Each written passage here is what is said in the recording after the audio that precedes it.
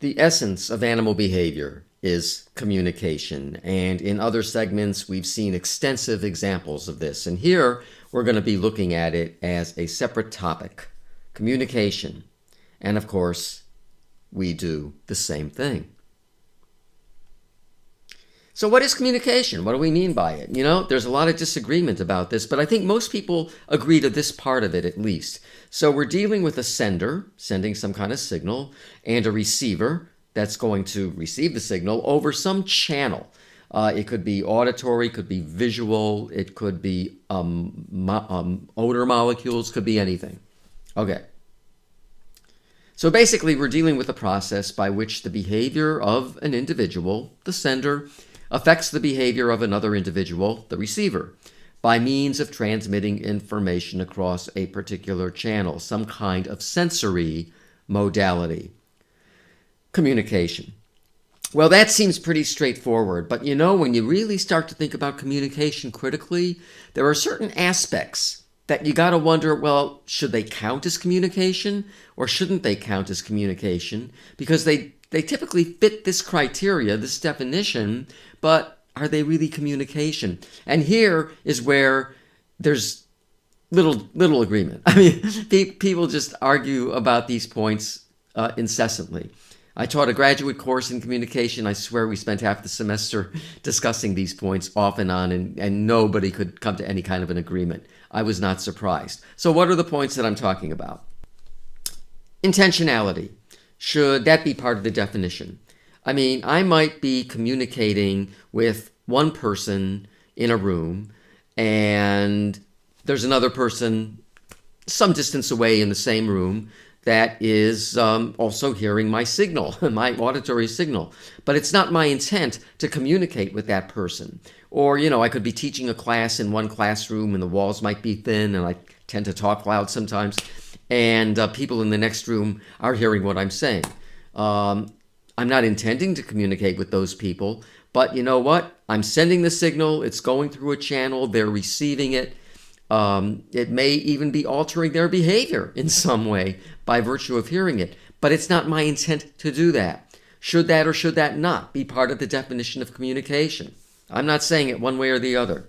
Everybody's got to make their own decision on these issues here. Related to that is eavesdropping. So, if someone is intentionally eavesdropping, then it's certainly me as the sender. I'm not trying to communicate to these eavesdroppers. I don't even know they're there. It's kind of related to the intentionality issue. Should that be considered communication? And then finally, what about inanimate objects? They do communicate certain things. I mean, what these people are wearing communicate to me something about the kind of people they might be, as opposed to if I was watching people wearing tuxedos, for example. Or, this guy's room communicates something to me about him, even though he is not directly communicating to me. I mean, the shape of his room communicates something to me that's quite different from the shape that this room is in. But these are inanimate objects. Is that communication? These are the kind of issues that sometimes can really get in the way, but they can also be conceptually important. So I just want to throw those out there so you're aware of them. Now, I want to look at some neuronal aspects of communication. There are something called feature detectors, and they were discovered a long time ago, first in the frog's visual system with very simple stimuli. So for example, if you present a dot, there are certain neurons that start to fire, and they're selectively firing only if the frog sees a dot. And then you show the frog an edge, like a straight line, for example. And now other neurons will start to fire, but only if there is an edge that the frog is looking at. So these were called dot detectors and edge detectors, two types of feature detectors. They are firing selectively to specific visual stimuli. Here's some other examples of feature detectors. Let's look at the auditory system. And we're going to look at ducks, of course. So we're looking at those assembly calls of mallard ducks, which have now come up in a number of other segments. But here we're going to look at the peak sensitivity of the auditory system in very young birds and the dominant frequencies of the maternal call. Now, don't get too confused. Peak sensitivity means it's a point along the frequency spectrum that requires the least amount of energy or amplitude in order to drive neurons to fire. It does not mean that those are the only frequencies at which the organism can hear. Of course, they can hear a much broader area than that. But peak sensitivity would be sort of like the easiest part of communication, because there doesn't have to be a whole lot of amplitude in order to drive those neurons. So, an embryo before hatching, look at 2 different days. Day 23, peak sensitivity is around 500 to 800 hertz. Then, the day before hatching, actually kind of the day on hatching, day 27, it shifts upward to include 1,000 hertz. Now, they're hearing basically 2 types, maybe a little bit more than that if you include their own vocalizations, but we're focusing on the assembly calls here. So, let's look at the pre-exodus call. There is a dominant frequency at 750 hertz and another one at 1125 hertz. And just to remind you, here's what it looks like and sounds like. So 750 is well within the range of what the embryo is particularly sensitive to. 1125 is close enough. It's just outside that upper limit on day 27. Now, what about when the bird hatches? Well, there's a change in the auditory sensitivity of the ducklings. Now it's a duckling, it's a hatchling, of the duckling's auditory system. So day 2 after hatching, this is the day that the hen would typically call them out of the nest with the exodus version of the assembly call. So now the frequency has shifted upward to 2,000 hertz. And if we look at the dominant frequencies of the maternal calls, well, it turns out there are peaks at 750 hertz, 1125, just like the pre-exodus, but now there's 2 others. There's one at 1875 hertz and another at 2250 hertz to basically encompass the upward shift of what the hatchling is sensitive to. And again, just to remind you, here's what it looks like and sounds like. Okay, so an interesting match between the signal that the hen is uttering and the auditory system of the receiver as they get a little bit older, from the late embryonic period to the early post-hatching period. Okay, a visual system. This involves sheep faces. So the neurons that were being recorded from were in the temporal cortex of sheep. And they presented the sheep with various stimuli, some of which were very sheep-like, some of which were kind of sheep-like, some of which were not sheep-like at all, while they're recording from these neurons to see whether or not they're firing, and if so, how much. The actual sheep that they were studying were mouflons, and that's what a mouflon looks like. So notice those prominent horns. Turns out that's important. Here are the stimuli that they showed the mouflon while they're recording from the neurons in the temporal cortex. So there we have another mouflon. Here we have a Barbary sheep. It has horns, not as big as the mouflon. A familiar Dale's bred. It's a sheep they saw before. Here's an unfamiliar Dale's bred. Didn't see that sheep, but the same breed. The Saanen goat, the Welsh mountain goat, the Clun forest goat, a Finn goat, a pig, a sheepdog, because they've probably seen sheepdogs, a human, they've seen humans. Now drawings. A drawing of a sheep with large horns, drawing of a sheep with small horns, and drawing of a sheep with no horns. What are the neurons doing when they're seeing these stimuli one by one? Here are the data. So there's our stimuli over on the right. And here are the firing rates of the neurons. Let me just show you what you're looking at. So number 1 means stimulus number 1, in other words, a mouflon. Number 2, stimulus number 2, and so on and so forth down the line. 1, 2, 3, 4, 5, 6, 7, 8, 9, 10, 11, 12, 13, 14. Okay, and there's 14 lines here. Where the underlines occur is where the stimuli were actually turned on and then turned off. So no stimulus, no stimulus, no stimulus, stimulus, Stimulus stays on, take the stimulus away. And so what you're seeing with these spikes are the actual firing of the neurons in the temporal cortex that were being recorded. So let's look at I think it's pretty obvious actually. You're getting a lot of activity when they're looking at a mouflon. Remember the large horns. Now, the Barbary sheep has horns but smaller horns. Notice there's a somewhat reduced level of activity, but there's still a pretty good amount of firing there. Number 3, we're dealing with the familiar Dale's bred, hardly any horns at all, significantly reduced activity, and likewise with the unfamiliar Dale's bred, pretty much the same as the familiar. So familiarity didn't matter actually. And then next we have the Saanen goat, very little activity. The Welsh mountain goat, even less.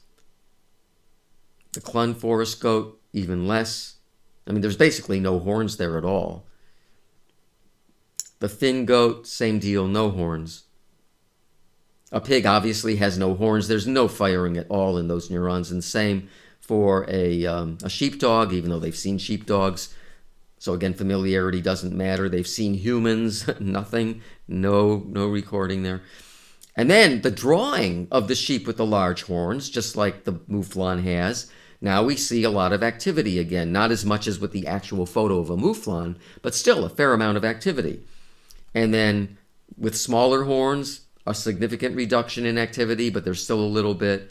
And then just the head, no horns, no activity. So feature detectors that are actually focusing in on horns, if you happen to be a mouflon that happens to have large horns. Snakes. Snake detectors in primates. This is a Japanese macaque, and there's a snake. And so in this study, let me just show you what we're doing here in the brain. So we have the retina of the eye. So obviously the stimulus is going to be picked up by the eye. And then there's a visual pathway that goes all the way to the suprachiasmatic nucleus and then to the what's called the pulvinar cortex. A pulvinar, just an area, very small area of the cortex. And then from there to the back of the brain, what's called the occipital lobe or the visual cortex where it's projected. So that's the visual pathway. Okay, so what they found were feature detectors in that middle area, the second middle area, the pulvinar cortex. So there are neurons there that fire selectively to snake stimuli. And they did a study very similar to what they did with the sheep, a variety of stimuli.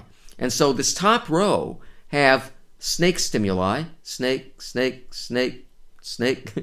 And then none of these other rows have snake stimuli, but they have stimuli they would certainly be familiar with, other macaques, monkey paws, right?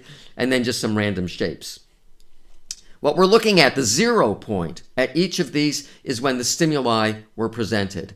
And then these are the number of firings of the neuron, these accumulated spikes. And you can see right when the snake is presented, you get a huge surge of activity in the pulvinar cortex. Snake, large amount of activity. Another one and another one, large amount of activity. Very little going on with any of these other stimuli. So, feature detectors for snakes in the pulvinar cortex of the Japanese macaque. And this just shows the same thing. I mean, it's the same data, just presented differently. And again, we have our 4 snake stimuli, and we have a great deal of firing, and then no snake stimuli. And this just shows the statistical significance. The firing of all of these is statistically significantly higher than for any of these other stimuli. So the same basic data. The midshipman fish. This is kind of interesting because it actually involves a shift in the auditory sensitivity of the female. So the female, we're looking at the female's response to the courtship hum of the male. And it turns out that this causes the release of estrogen in the female when she hears this hum. By the way, here's the hum. It's pretty steady. It doesn't sound like an animal, but it is. That's the courtship hum of the midshipman fish. It just is continuous like that before it stops, and then it goes on again. But I'm going to stop it. You've heard enough of that. Okay, so what happens is estrogen is released when she hears that. What happens next is that there's a shift in the frequency sensitivity of her inner ear receptors that actually matches the frequency of the male's courtship hum. And you can see that out of here. So outside the breeding season, here is the auditory sensitivity of these waves. Just portray frequencies, okay? The frequencies of the female's auditory system well out of sync with the frequencies of the male's courtship hum. But then when estrogen is released in the mating system, notice that there's a change in her sensitivity that much more closely, it's not perfect, much more closely matches the courtship hum's frequencies.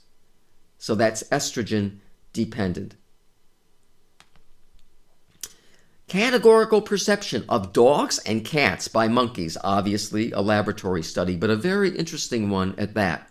So here they were recording in the prefrontal cortex, which is part of the visual pathway of monkeys, and they showed them photos of dogs or cats, but they were computer generated and computer controlled. So what they ended up finding was that there were dog neurons and cat neurons in the monkey's brain. Who knew? But there are neurons that are firing selectively if it's a dog stimuli, and other neurons firing selectively if it's a cat stimuli. Here's what they actually did. Okay, these are the morphed stimuli that were computer generated. 100% cat, 80% cat, 60% cat. So it's becoming less cat-like, morphing into a dog as we get to this center point. Now, 100% dog, 80% dog, they're gradually morphing in the cat. 60% dog. So these two stimuli are the most ambiguous. What they found was that the prefrontal cortex, I'm just abbreviating it PFC, prefrontal cortex neurons, actually classified dog and cat stimuli. And they even had some behavioral tests, some photo sorting type tests that the monkeys were trained to do. And basically, on that test, they were trained only to the 100% cat and 100% dog stimuli. Then they were shown all of these stimuli and asked to sort the photos. So they had to sort 80% cat, 60% cat, 80% dog, 60% dog. It didn't matter whether it was the behavioral test or the neurons themselves. The actual data showed a remarkable demarcation. Look at this. Here are those two most ambiguous stimuli. 60% cat, meaning it's 40% dog, and 60% dog, meaning it's 40% cat. But look at the classification that's going on here. And again, the data with these neurons match the exact same thing. So the blue means they're being classified as cat. Yeah, so there's a little bit more classification as dog, but hardly any. Here, classification as dog. Again, so the blue here means a little bit of cat, but hardly any. Very sharp demarcation. We call that phenomenon categorical perception because of this very sharp boundary between these two categories of visual stimuli, dog versus cat, even though those two center stimuli, 60%, are quite ambiguous. The monkeys can make that distinction. Okay, so those are some introductory issues that I wanted to talk about with respect to animal communication.